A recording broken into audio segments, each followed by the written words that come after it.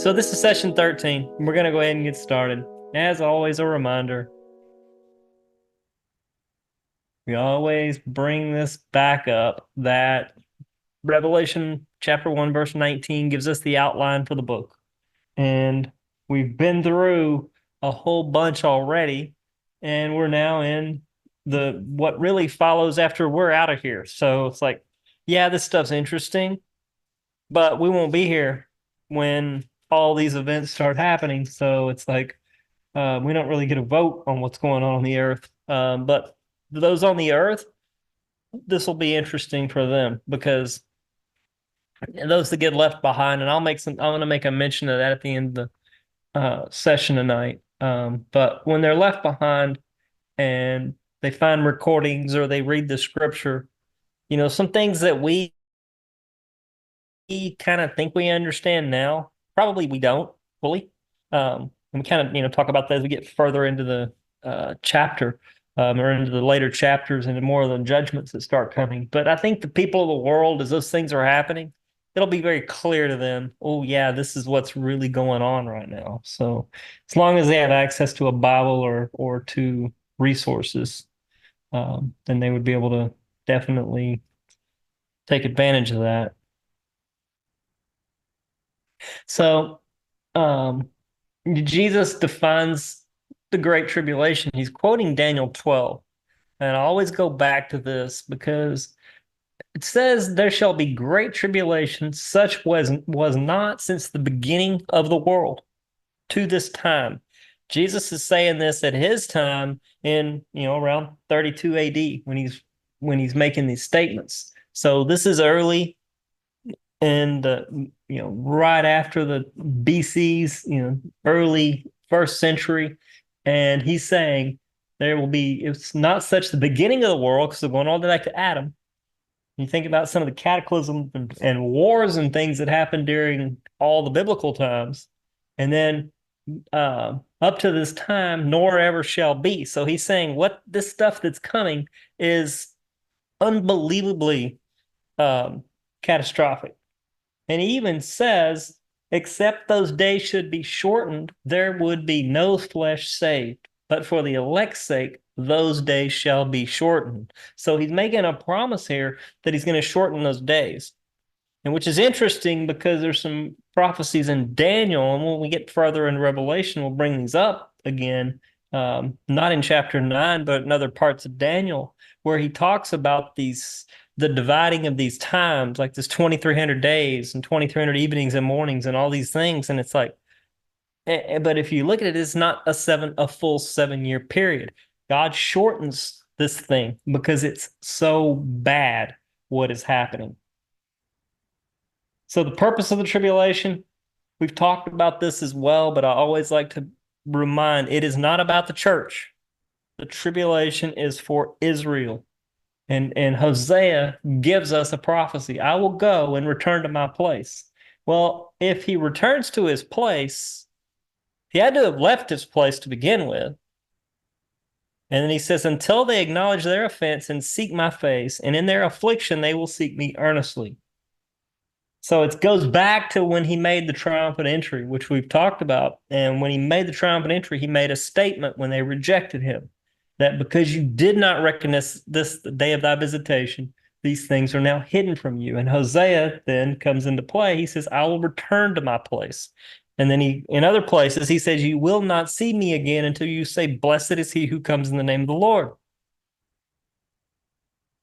So the sequence. The tribulation does not begin until the Lamb opens the seals.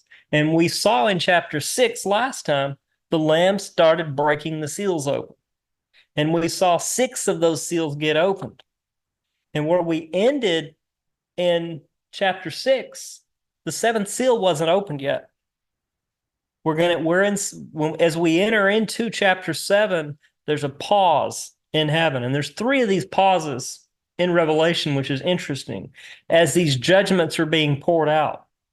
Why there's a pause, it's hard to say why there's a pause. I think about these things a lot. Is it, to reflect on what's going on the earth?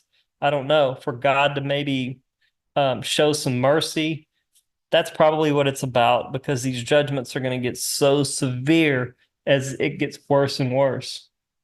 So after the tribulation can't begin until the Lamb opens the seals. So the seals are being opened. So the tribulation is underway. The Lamb doesn't get the scroll until after the 24 elders place their crowns on the glassy sea. And we've already talked about the 24 elders and the seven lampstands. And they're in heaven when the tribulation begins. We can see them in Revelation chapter 4 and chapter 5. They're there. And I believe the 24 elders collectively represents the body of Christ. And the seven lampstands, we know what those are, because Revelation 1 told us those are the seven churches. So these seven lampstands, so the church is no longer in play. This is about Israel and all about Israel. So in Revelation 6, at the very end of the chapter, he says, "For the great day of the wrath of the Lamb has come, and who is able to stand?" See, the tribulation, people say, well, the church could be here for part of it because it's got not God's wrath. Well, is the Lamb's wrath not God's wrath? And we can see early in the tribulation that the wrath of the Lamb is coming into play. Jesus is the one breaking the seals. The Antichrist didn't break the seals. Jesus is breaking the seals. And so who shall be able to stand? Also, in the days of the voice of the seventh angel, the sound began, and the mystery of God, it should be finished. We'll see this in Revelation 10. And then in Revelation 11, the wrath of God, instead of the wrath of the Lamb, we see the wrath of God in Revelation 11 and throughout.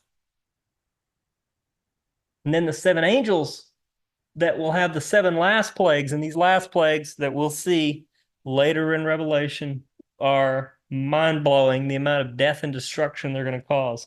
They're going to destroy the whole planet. Then they start pouring out their bowls of the wrath of God upon the earth.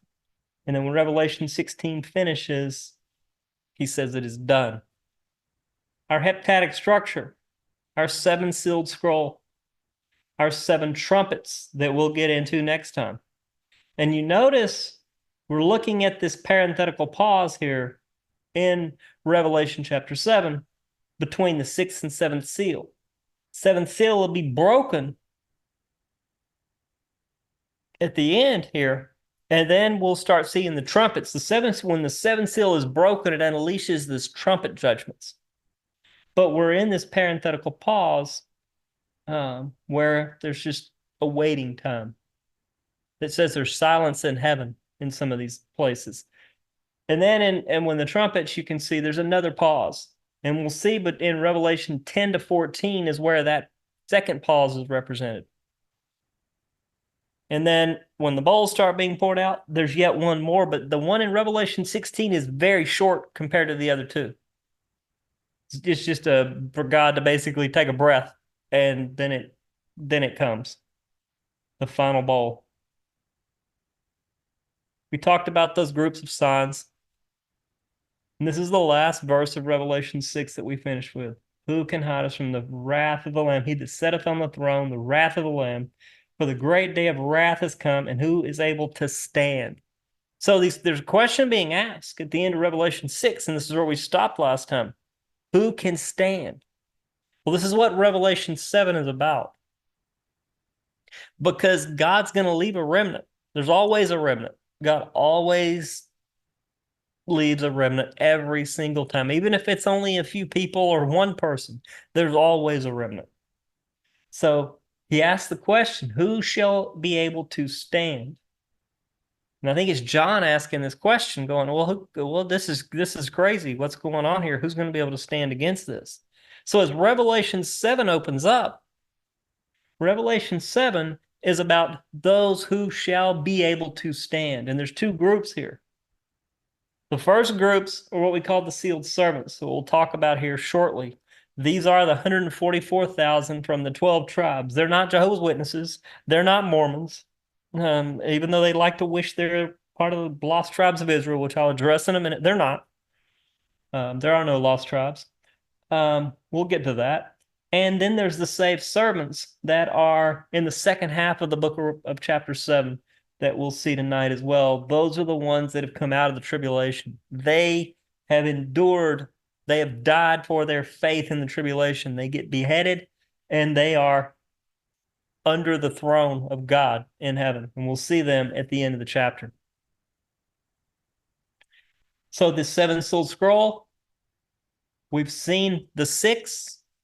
We're in this pause where God's gonna seal these people because what's about to come, they're gonna need a seal on their head to be able to survive what's coming, because it is going to be global upheaval, and he still is not willing that any should perish and that all would come to the knowledge of repentance. And so he is going to set forth on the earth a bunch of basically Apostle Paul's and Peter. Think about those two and how they can the impact those two individuals had on the world in the short period of time they were around.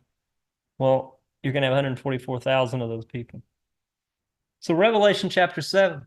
And after these things, metatauta, I saw four angels standing on the four corners of the earth, holding the four winds of the earth, and the wind should not blow on the earth, nor the sea, nor on any tree. Now, I'm going to make one comment here for those of the online that want to banter about a flat earth. This verse is not talking about a flat earth. I'm sorry, it is not. This is just a metaphorical expression in the book, and you're going to see it a few other times. It has nothing to do with a flat earth. Okay. So he's saying here, he's telling the four angels, they're holding the winds of the earth, and he's telling the four angels, the Lord is, that the wind should not blow on the earth or the sea or on any tree right now. So he's basically restraining the angels right now during this parenthetical pause so that he can seal those people that need to be protected from what's about to come. Just like he sealed the Israelites when they were at Passover coming out of Egypt, the same thing here. He's going to seal these people so that they are protected from the wrath that's coming. And it says, and I saw another angel ascending from the east, having the seal of the living God. And he cried with a loud voice to the four angels to whom it was given to hurt the earth and the sea. Interesting. There's these angels that he's talking about, these four angels that we saw up here that are at the four corners that are holding the four winds of the earth are the ones that are going to hurt the earth and the sea. And he's telling us this here. He's saying these are the ones that are going to hurt the earth and the sea. But he says, wait, don't hurt the earth, neither the sea, nor the trees, until we have sealed the servants of God in their forehead. And I heard the number of them which were sealed. This is John seeing this again, remember? And there were sealed a number 144,000 Jewish evangelists basically sealed right here. Notice they're all from the tribes of the children of Israel. They're not from the Mormons. They're not from the Jehovah's Witnesses. So when somebody comes on and knocks on your door and says they're one of the 144,000, ask them what tribe they're from and see what they say. Or remind them that for the Jehovah's Witnesses, at least, that they have that convention every year, and there's like 250,000 people that attend it. So some people are out of luck because 144,000 are the only ones that are protected. So anyway, a little bit of banter there. So as we look at these tribes, these are real tribes, and we're going to talk about this. Of the tribe of Simeon, there were sealed 12,000. Of the tribe of Levi, there were sealed 12,000. Of the tribe of Issachar, there were sealed 12,000. Of the tribe of Zebulun, there were sealed 12,000. Of the tribe of Joseph, there were sealed 12,000. Of the tribe of Benjamin, there were sealed 12,000. Now, let's take a dive way back into the Old Testament real quick and talk about these 12 tribes for just for a minute. So Abraham is the father of the Hebrew people, and Abraham had two wives. So he had three later, but he had a concubine with Hagar, and he had Sarah. Sarah gave him Isaac, Hagar gave him Ishmael, and gave him nothing but trouble. and gave the world nothing but trouble by his stupid decision that he made. But Sarah gave him Isaac, and through Isaac, he married Rebekah, and they had two sons. They had Esau and they had Jacob. Again, we're not going to focus on Ishmael or Esau because Ishmael and Esau, you can't figure out their genealogies today because those two groups, Ishmael and Esau, actually intermarried and mingled, were tightly commingled together with each other. Their people groups were.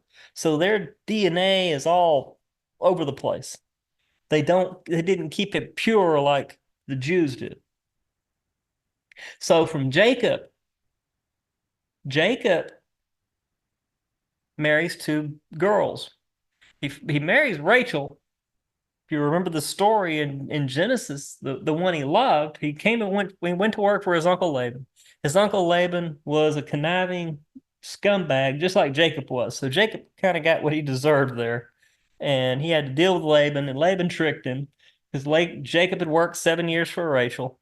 And Laban tricked him. And I don't know how he tricked him. That's what I kind of don't get that because Jacob didn't find out Leah was in his bedchamber until the morning after they consummated their marriage. So I don't know how he confused Leah, and he must have been really drunk.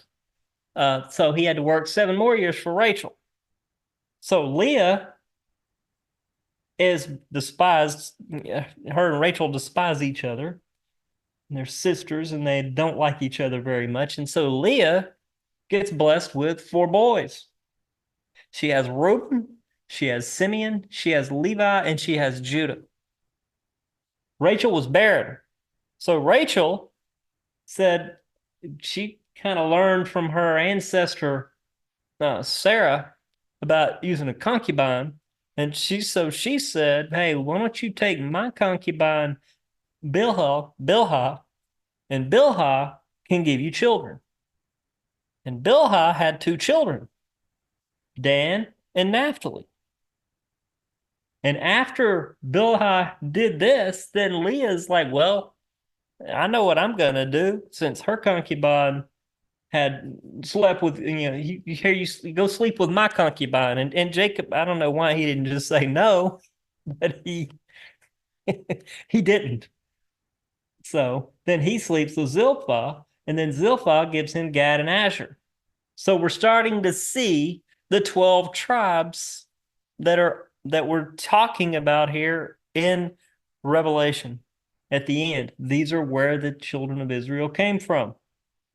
And then finally, Rachel bears him, where'd it go? Rachel bears him a son named Joseph. And Joseph was Jacob's favorite. Jacob loved Joseph because Joseph was of Rachel. So obviously he had a great love for Joseph. Now, when all this stuff is going on, you go back in Genesis, and it's some really good story to go read if you haven't read it in a while. Some of the conniving things that Jacob's sons did. Because Reuben was the firstborn. So Reuben should have inherited the birthright. And the line should have come through him. But because of Reuben's conniving and things that he did, we won't go into here, Reuben lost his birthright and his access to the Messianic line. So Simeon and Levi blew it as well in their own way. And then that left it with Judah. So the Messianic line came through Judah. But Joseph's a pretty important guy. We know that because most of Genesis is about Joseph. Like the whole second half, like from chapter, like 30 on is about Joseph and him saving the whole world. And so Joseph's a very important figure. Well, Joseph, remember, he goes down to Egypt, is in prison, spends time there, gets out, and becomes very powerful in Egypt. And he has 2 sons. Joseph has, well, while Joseph is gone, I forgot to mention this. While Joseph is gone, Rachel has one more child. She has Benjamin. And Benjamin dies in childbirth. No, not Benjamin. Rachel dies in childbirth to Benjamin. And so Jacob kind of had some apprehension toward Benjamin because um, his Benjamin, he wanted to name, when Rachel died, Joseph wanted, or Jacob wanted to name Benjamin. Instead of Benjamin means son of my right hand, Jacob wanted to call him son of my sorrow because it killed Rachel giving birth. So Joseph's over in Egypt while this is going. He didn't even know he has a brother through his mother. Well, while Joseph's in Egypt, he has two children. He has Manasseh and he has Ephraim. So if you take all of these together,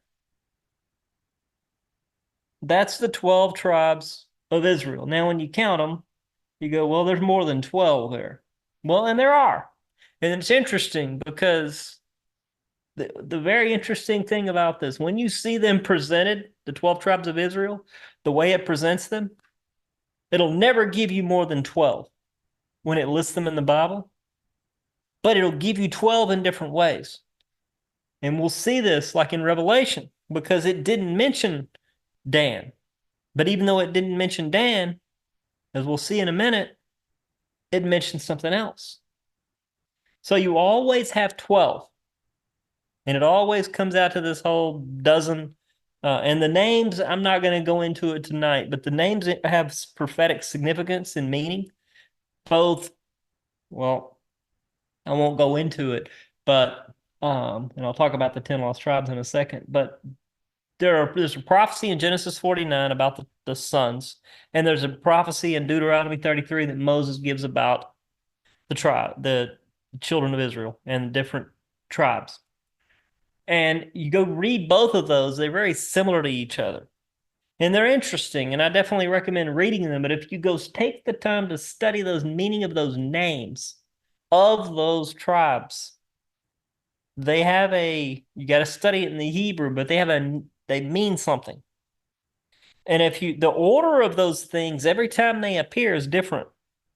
And when they appear, you should go look closely at each one of those 12 and look at the meanings of the names. I can give you the meaning of the names next time. I don't have it on me right now. I have to dig it out. But it's interesting because depending on how they're presented, it has a different connotation and a different meaning overall when you combine the names and their meanings together. So it's very interesting. Well, as far as the 10 lost tribes of Israel, there are no lost 10 tribes of Israel. I'm sorry, Dan Brown is a liar. He doesn't know what he's talking about, or anybody else that says there's 10 lost tribes. There never were 10 lost tribes. They were never lost. God doesn't lose things. And I'll show you this over the next few slides that we'll go through here about that's a complete misconception that's derived from misreading 2 Kings and 2 Chronicles.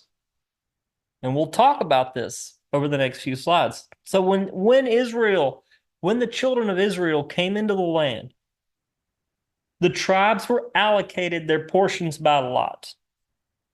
And so when Joshua was dividing up the land, and we saw it a little bit last time, and we'll see it at the end tonight. Joshua, when he came into the land, it was a 7-year campaign to end the land of its usurpers. Now, they didn't completely clear the land out, but they cleared it out enough, and it was a 7-year campaign. Very similar to what we have going on in Revelation. So if we look at the division of the land, Reuben, Gad, and Manasseh, the half tribe of Manasseh settled on the east side of the Jordan. They decided they wanted their portion on the other side of the promised land. And that ended up leading to problems for them all because they weren't protected inside of the promised land, and they ended up being some of the first to fall into captivity as time went on. But those were how they were laid out. And then the rest of them were like this. And so you can see here that Simeon was kind of down south, and Judah and Benjamin were close together. And Dan was over here where the Philistine territory is and where Gaza is today. As you see over here where Dan is listed, that's where Gaza and that's where the old Philistines were, and they kind of still are. So Dan, because, if you remember, the book of Judges was all about the judges, and most of those judges, I think all of them actually, were from the tribe of Dan. And these judges including Samson, Samson failed his job to get rid of the Philistines. And so after Samson failed his job and unable to subdue the land, Dan actually moved. Dan said, they were given this land by God, but Dan actually said, well, because of Samson failing, we can't do this. So Dan actually moved north of Naphtali, up in the Golan Heights, what we call the Golan Heights today.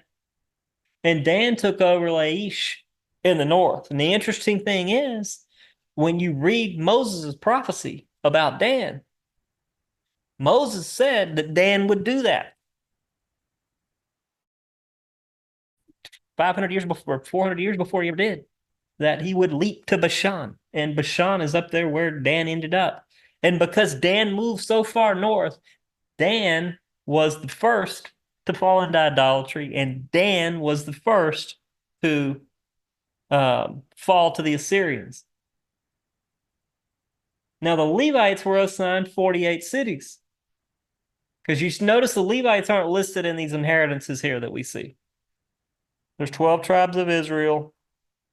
All of them, except Levi, get territory. Levi doesn't get territory. They get assigned 48 cities. And of these 48, 6 of these are what we call cities of refuge, which we've talked about before.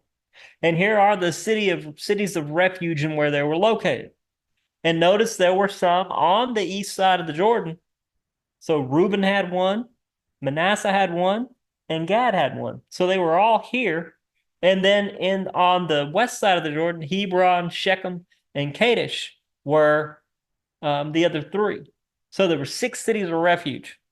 Well, the reason I tell you this is because I'm going to dispel the myth of the 10 lost tribes, because they are not lost. They never were. So what happens is, if you remember the story, after Solomon dies, the kingdom is divided. And when the kingdom is divided, Jeroboam becomes the king of the northern kingdom and sets his capital up in Samaria. 1 Kings 11, you can go read that. And when Jeroboam set up the northern kingdom, they turned to idolatry. Well, the Levites and the others who desired to remain faithful, it tells us in 2 Chronicles 11, 14 through 17, migrated south to Rehoboam. Rehoboam was the king of Judah, or the southern empire. And so you've got the Levites now. Okay, so talking about 10 lost tribes, well, when they talk about the 10 lost tribes, the 2 they say that weren't lost, well, they say Benjamin and they say Judah. Well, okay, now we got Levi in here. Well, let's see where the others come in. So Levi, the faithful Levites migrated south. They did not go they didn't stay in the north. And even before the Assyrian captivity, 1 Kings tells us and 2 Chronicles tells us that a substantial number of the northern tribes had identified themselves with the house of David, not the house of the northern king. The interesting thing, too, the southern kingdom only had one dynasty all the way through, from beginning to end, and it was the Davidic dynasty. There was never another dynasty where, if you look at the northern kingdoms, they were all over the place. There was no consistency in it. There were wickedness. There was not one single good king in the northern part of Israel. And so the northern kingdom was wicked. And because the northern kingdom was so wicked, the people that were faithful would migrate to the south. Kind of like people leaving California these days that can come into Texas and other places. just a thought. I mean, coming to red states, leaving blue states. Okay. All right. I get in trouble if I go too far on that. Okay. So the northern kingdom was wicked. And so the people that wanted to be part of that wanted to maintain their Israeli identity moved to the south. So all the tribes, and even if you go read these scriptures, All the tribes are represented, so there is no lost tribes. Well, Jeroboam was horrified that all these people were leaving. And Jeroboam set up a rival religion of his own in the northern kingdom. And they put they set up calf worship at Bethel and at Dan. So there were two big calf statues at the border of the northern kingdom. And then many northerners at this time moved south, knowing that the only place to worship God was Mount Moriah. And then those who favored idolatry moved to the north. So you got all of this moving back and forth. Just because they left their land, because remember, they were allocated land, the tribes were allocated land when Joshua did that. So just because they were allocated land, they left that land. The people that had land in the north left that land and went to the south. But it didn't make them anything less than what they already were. They were still a Benjamite or of Judah or Issachar or whatever. They were still that, just because there's difference between the land and their genealogy. So when Asa became king in the south, another group, it says, tells us came from the north. So you got all these migrations of the people that wanted to worship God coming to the south. And then years after the deportation by Assyria, King Hezekiah issued a call to all of Israel. So 2 Chronicles, Hezekiah issues a call to celebrate Passover. So he invites all the faithful Jews from all of Israel, north and south, to come celebrate Passover, and many did. And then 80 years after Hezekiah, Joash issued another call and was received from Manasseh and Ephraim and all the remnants of Israel. It tells us in 2 Chronicles again, there are no lost tribes. Because they say those tribes got lost when the kingdom divided. It did not, as you can see. Eventually, all 12 tribes were represented in the south. God addressed the 12 tribes in the south. 2 Chronicles 11:3, speak unto Rehoboam, son of Solomon, king of Judah, and to all Israel in Judah and Benjamin. So Judah and Benjamin, not talking about people, he's talking about the land of Judah and the land of Benjamin, the territory that was assigned. And that's where people confuse this, because they don't understand, that they don't read their Bible, they don't understand. They listen to what someone tells them instead of studying it for themselves. The territory and the people are different. So the tribe of Judah is sometimes idiomatically called the southern kingdom. But the southern kingdom is more than just Judah and more than just Benjamin. So you've got to understand that the difference between when you have tribal designations and you separate things, you consider territories are allocated to tribes. But as you see, they did not stay in those territories. They left. Like Dan on his own went to far north. He totally abandoned that and gave it over to the Philistines. So there are territories that are allocated to tribes. That has nothing to do with the people. Yeah, there's lost territory for sure, but there's not lost tribes. The people themselves are not the same as the territories, and people confuse that.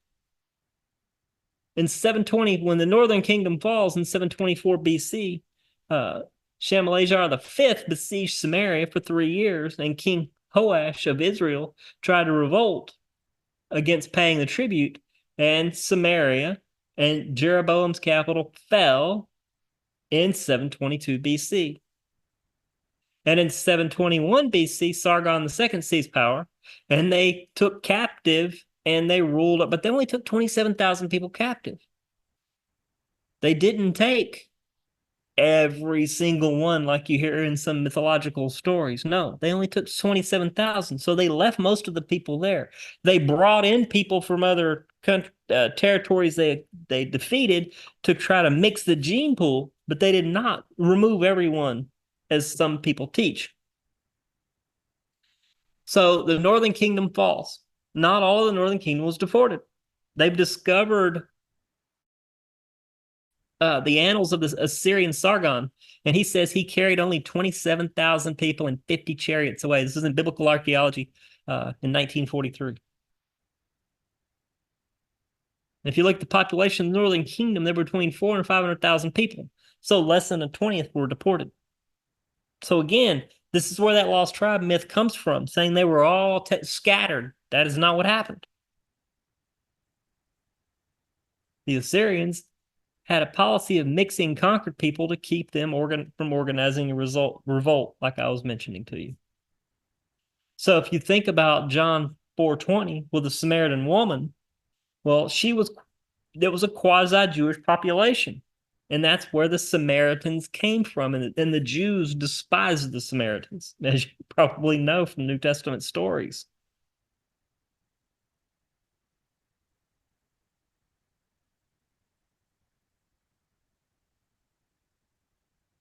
What was it about?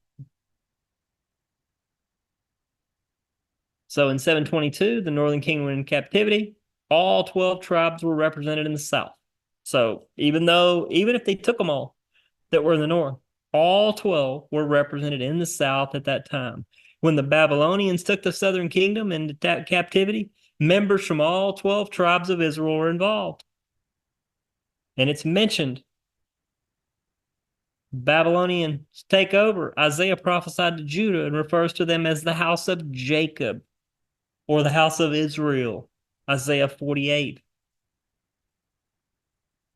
Even before the death of Rehoboam, God looked upon them all as a unity, seeing Israel and Judah and Benjamin. So all of Israel. After the Babylonian captivity, the term Jew and Israelite became used interchangeably because for a long time people said Jew means Judah. No, that's not true. It originally did, but it got used much different. Ezra makes mention of it. He mentions when he uses the term Jew, he talks about all of Israel. Nehemiah mentions it. And then Malachi mentions it. I'm not going to go read all of those. You've got the notes. You can go search those things out and read them. It's a lot of reading, but it's very interesting. And in the New Testament, Jesus said that he offered himself to the nation, the lost sheep of the house of Israel. So let me ask you a question. So if Jesus came for the lost sheep of the house of Israel, how did he lose tribes then? Jesus didn't lose any tribes. He knows right where all those people are now. They may not know that they're a Jew, but he knows they are, and he knows where they are. He knows exactly who his people are. The New Testament speaks of Israel 75 times and uses the word Jew 174 times. The 12 tribes are mentioned in Acts and in James. Anna knew her tribal identity. Anna was of the tribe of Asher, Luke tells us. Well, Asher is one of those lost tribes. So how did Anna know her identity? And then Paul knew he was of the tribe of Benjamin, a Jew and an Israelite. Peter, in the book of Acts, 3 times in chapter 2, ye men of Judah, ye men of Israel, all the house of Israel.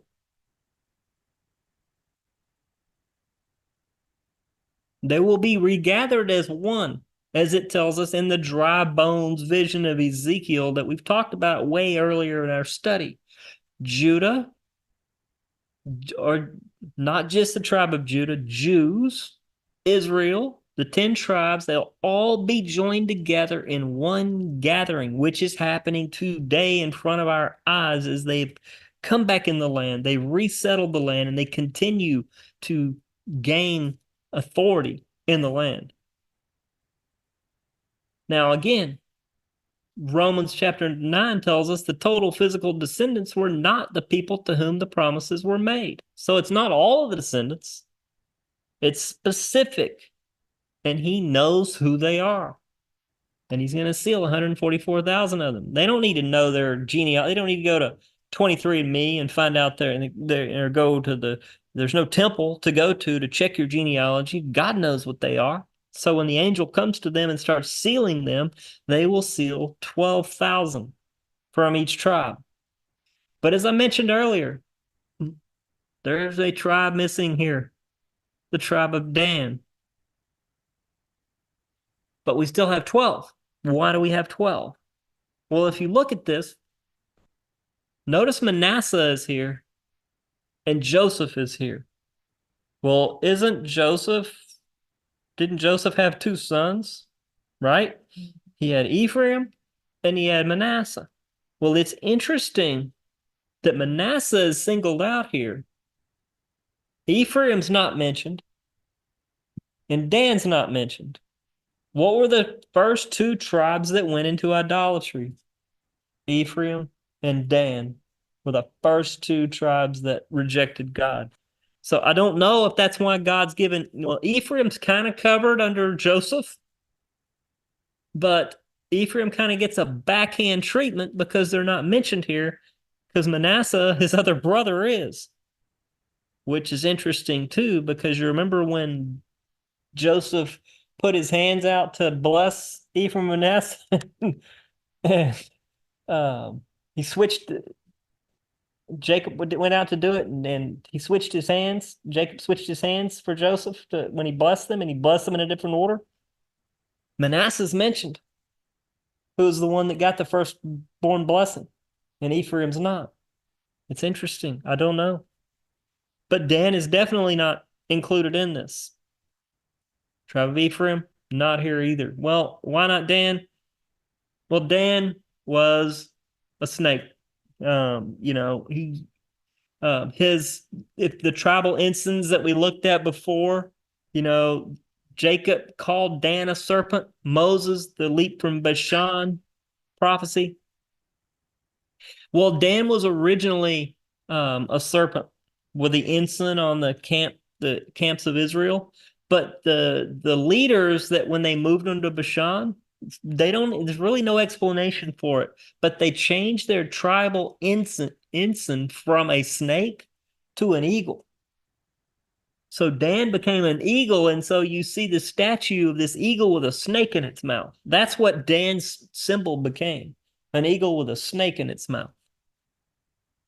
So the Dan was allocated territory.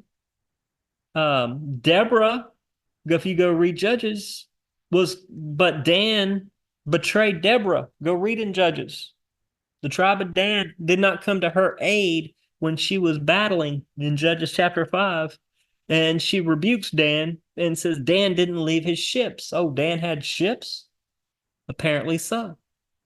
Dan's omitted from the genealogies in 1 Chronicles 1 through 8. And they're not sealed in the tribulation. Well, why not?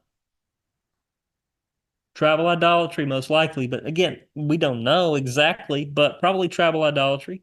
Leviticus 24 talks about idolatry entering the land. Judges talks about it. The leaders were in apostasy under Jeroboam. And then you can kind of see all of these things that happen. And there was a curse pronounced in Jeremiah 8:16. Well, Deuteronomy has an interesting verse about this. It says idolaters' names will be blotted out. I'm going to read this really quick. It's short, but I encourage you to study this. Lest there should be among you any man or woman or family or tribe whose heart turns away from this day the Lord our God to go and serve gods of these nations, lest there should be among you a root that bearing gall and wormwood, and it comes to pass when he heareth the words of this curse, that he blesses himself in his heart, saying, I shall have peace, though I walk in imagination of my heart, and to add drunkenness to thirst. The Lord will not spare him, but in the anger of the Lord and his jealousy shall smoke against that man, and all the curses that are written in this book shall lie upon him, and the Lord will blot out his name from under heaven. Could that be why Dan's not mentioned and Ephraim's not mentioned in Revelation 7? I don't know. And then the Lord shall separate him unto evil out of all tribes of Israel, according to all the curses of the covenant that are written in the book of the law. But Dan doesn't get completely eliminated, because Dan was called in the prophecy in Genesis. When Jacob prophesied over Dan, he said Dan will be a judge of his people. And Dan was. The book of Judges is all about the tribe of Dan. And if you go to Ezekiel 48, after it's all said and done. Apparently, some people from Dan are going to survive the tribulation, even though they don't get sealed. How they survive, I don't know. But it says in Ezekiel 48, verse 1, that Dan will get an inheritance during the millennium. So that those inheritances are for people that are living. They're not for glorified bodies. They're for people that are in flesh on the earth. So Dan, there will be a remnant of Dan that will survive the tribulation and will go into the millennium, is what Ezekiel 48 tells us. So I already talked about that. Joseph plus Manasseh, Joseph equals Manasseh plus Ephraim. Thus, Joseph minus Manasseh maybe equals Ephraim. Maybe. Maybe Ephraim's there mentioned. We don't know. But Ephraim is just elliptical. And in Hosea 4, Ephraim is associated with Jeroboam's idolatry. And it tells us that. All right. So enough with the lost tribes and the children of Israel and the sealing. They are Jews. And I think I've made that pretty clear. There are no lost tribes. And after this, I behold, and lo, a great multitude which no man could number, of all nations and kindreds and people and tongues, stood before the throne, before the Lamb, clothed with white robes and palms in their hands, and cried with a loud voice, saying, Salvation to our God, who sitteth upon the throne, and unto the Lamb. Now, this verse I find very entertaining at times. When these people are doing their missions week, I'm not going to call it any particular churches on this, but I find it humorous when they do this. When they're having missions week, they'll quote this verse. They need to really understand this verse is about people that are martyred for their faith in the tribulation. This has nothing to do with winning new souls. It's a completely different argument. So we're talking here. And notice what John's going to say here. So these are a new multitude which no man could number, of all nations and kindreds and people and tongues. These are people that those 144,000 that are evangelizing the world during the tribulation, and the two witnesses that are evangelizing the world during the tribulation. These are people that got saved. These are not people that got left behind and where Christians are there. No Christians will be left behind. These are people that were saved after the rapture. And it's a great multitude. So you notice it's after the sealing of these 144,000. Then it tells us about this. But then look, and all the angels stood round about the throne and around the elders and the four beasts, and fell before the throne in their face and worshiped God, saying, Amen. Blessing and glory and wisdom and thanksgiving and honor and power and might be unto our God forever and ever. Amen. Just out of curiosity, how many Beatitudes do you think are right there in that verse? Well, what's the structure of Revelation? What number is most prevalent? Yeah, there's 7 of those things right there in that verse. So there's another one of the 7s that we see. But the interesting thing is, John didn't recognize these people. John's he's saying these coming out of all people, tribes, and nations, and etc. And they're clothed with white robes, and they have palms in their hands. They're not the church. They don't have crowns. The church has crowns. These people don't have crowns. They have palms in their hands. They've come out of the great tribulation. And one of the elders answered, saying unto me, What are these which are arrayed in white robes, and where do they come? And I said to him, Sir, I know not. See, John? He asked John, Hey, you know who these are? And John's like, No idea. Well, think about it. If they were Old Testament saints, John would probably know. If they were church, John would know. Because John's part of the church. He says, I don't know. And he said to me, These are those that have come out of the great tribulation and have washed their robes and made them white in the blood of the Lamb. See, that's the verse when they're doing those missions weeks that they fail to read.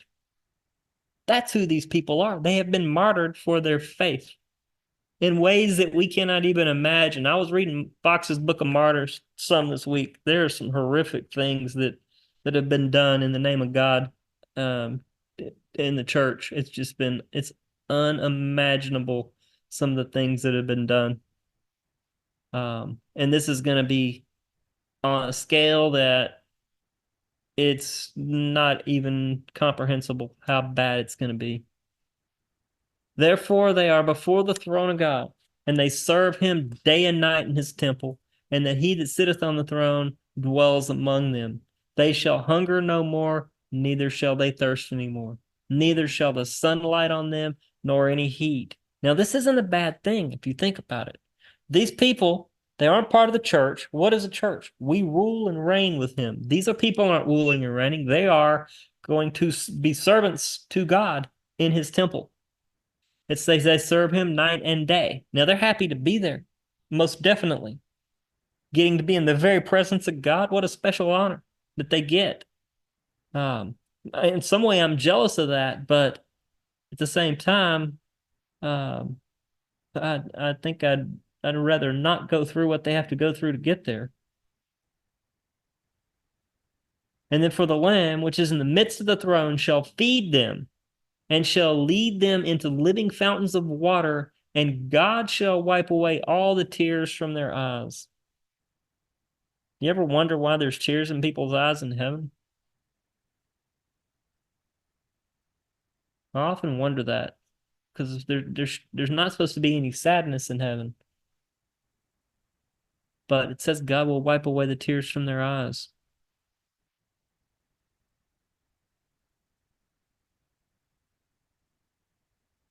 And I looked, and lo, a lamb stood on the Mount Zion, and with him 144,000, having his father's name written on their foreheads. So this is what the second coming, and we'll get there.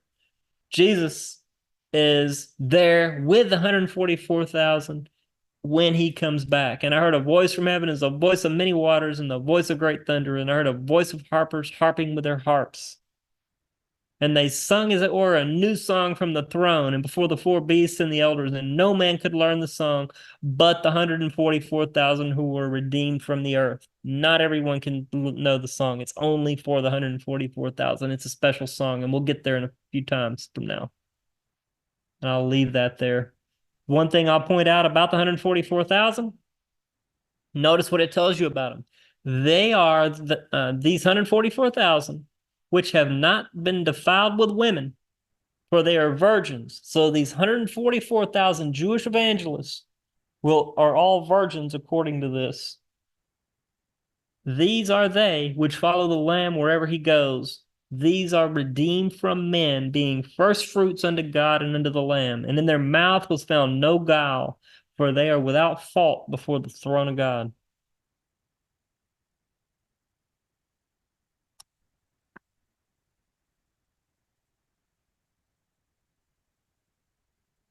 That's the 144,000.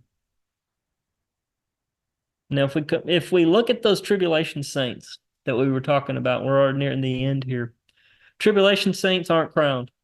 They have palms in their hands. They're saved out of the tribulation. They stand before the thrones. They serve God day and night. And John didn't know who they were. The 24 elders are crowned. They have harps and not palms. They're kept out of the tribulation, Revelation 3:10. They sit on thrones, 1 Corinthians 6, 1 Peter 2, and Revelation 1. They reign as kings and priests. Two different groups altogether. The church and the tribulation saints. The heptadic structure. The parenthetical pause. Next time comes the seventh seal. And with the seventh seal, we will see trumpet judgments start blowing. But the trumpet judgments will stop again with another pause at 6, with a pretty long pause. There's a lot of additional background information and detail that's given to John. And then finally, the bowls will come. So read Revelation chapter 8. And also, if you didn't read Joshua last time, read Joshua chapter 5, verse in chapter 5, verse 13 through 13 and through the end of chapter 6. And the reason why is when we get into the trumpets, you're going to see a lot of similarities between Joshua and Jesus. Joshua versus Yehoshua is a variant of Yeshua. Joshua was a military commander to dispose the usurpers of the land. It was a 7-year campaign against 7. And there were originally 10 nations, as we're going to see in a little bit in Revelation and some future studies. There were 10.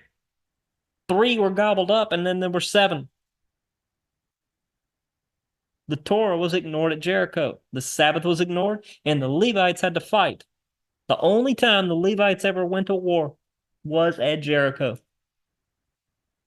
They were exempt from war. First sent in 2 witnesses, Joshua did. And these 2 witnesses are remember the first time they sent in 12, Joshua and Caleb among them. Well, when Joshua decided that, when he sent in his witnesses to go check things out the second time, he only sent 2 because he figured 2's probably better, because you send in 12, you're going to have the same thing that happened with Moses. And then there's 7 trumpet events preceded by silence in heaven for half an hour. There will be silence in heaven for half an hour as these trumpets start to blow and as these judgments are poured out.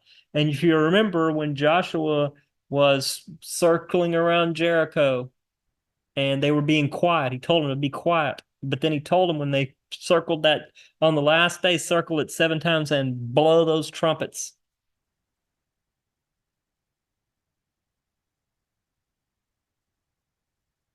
Joshua's enemies were confederated under a leader in Jerusalem known as Adonai-Zedek, Lord of Righteousness. The Antichrist will be the leader, and he will have Jerusalem as his capital, and he will come to fight against Jesus when he comes back for his second coming, which blows my mind to think that they could fight against him, but they will try. They were defeated with hailstones and fire from heaven, as we're going to see. Signs in the sun and the moon and the stars, as we will see. The kings, hidden caves, rocks fall on us. So as I wrap up, I want to say one thing to anybody listening to this that may listen to this later. It's easy. People say, well, I'll just wait until that day. I'm not ready I just want to live my life. You could die before that day ever comes, number one. But the other thing is, if you can't live for Jesus today, how do you think you can live for him going through the stuff that's going to be going on in the world? And I'll add one more thing to you, because this is one thing it's controversial, but I'm going to end with it.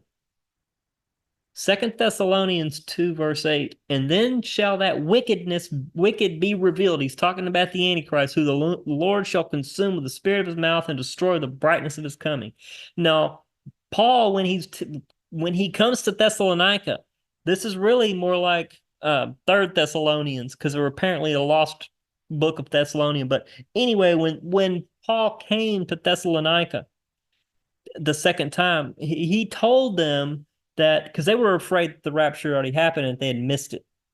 They didn't understand and they were confused. And so he's telling them, hey, this guy's got to be revealed. The Lord's going to consume him.